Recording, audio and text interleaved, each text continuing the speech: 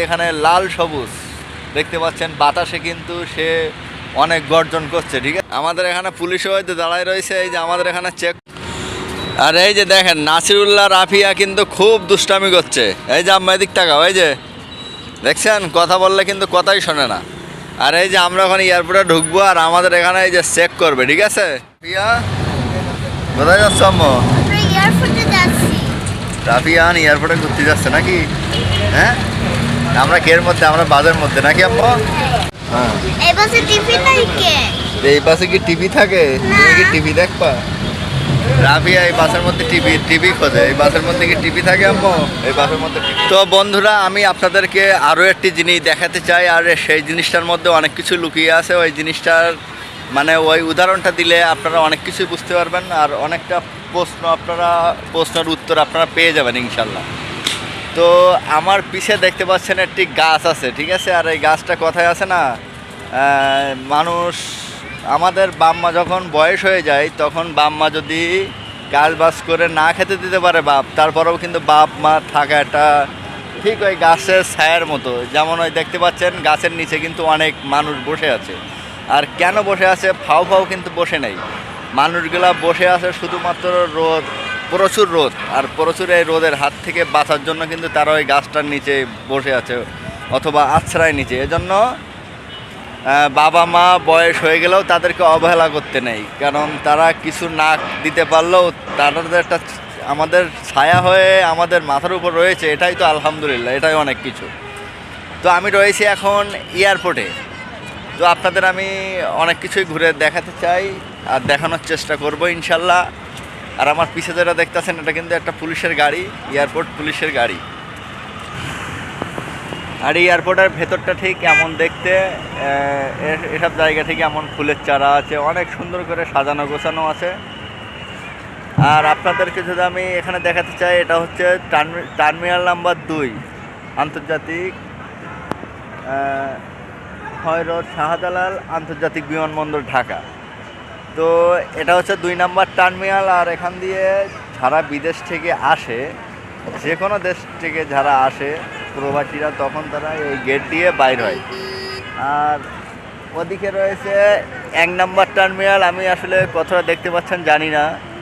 ওখান দিয়ে যখন মানুষ বাইরে যায়, বিদেশে যায়, যে কোনো দেশে যায়, তখন এখান থেকে যাওয়ার জন্য ওখানে যেতে হয়। আর যখন আসে তখন আসার জন্য এখান থেকে বাইর হতে হয়। তো আর এয়ারপোর্টের মধ্যে কিন্তু আজকে প্রচুর গাড়ি আছে, প্রচুর গাড়ি। আজকে গতকালকে সবে রাত গেছে। তো আজকে আমার বয়সে আমি অনেকদিন ঢাকা শহরে আছি, আমি দেখি নাই যে এত গাড়ি থাকছে। সারা জায়গায় কিন্তু গাড়ি, হয়তো অনেক মানুষ যাওয়ার জন্য আসছে অথবা মানুষ বিদেশ থেকে আসছে, এজন্য হয়তো এত গাড়ি আসছে।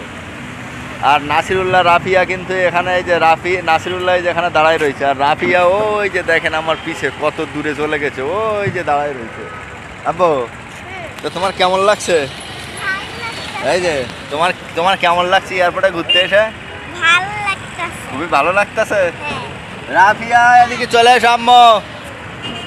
ওই যে রাফিয়া দেখেন রাগ করছে, ওই যে যাইতেছে। রাফিয়া, তুমি আমার কথা শোনো না, এদিকে তাকাও, এদিকে তাকাও, এই যে এদিকে তাকাও। তুমি কথা কেন শোনো না? ওই যে দেখো, ওই যে গাড়ির মধ্যে কি দেখছো? এখানে ময়লা টয়লা করা যাবে না। ওই আঙ্কেল ওই দেখো, মানে ময়লা করলে মার দেবো কিন্তু। ওই যে গাড়িতে সব ময়লা যারা করছে তাদেরকে খুঁজতেছে। ঠিক আছে, ওই ময়লা সব উঠাই নিয়ে আঙ্কেল চলে যাচ্ছে ওই গাড়ি দিয়ে। এসো,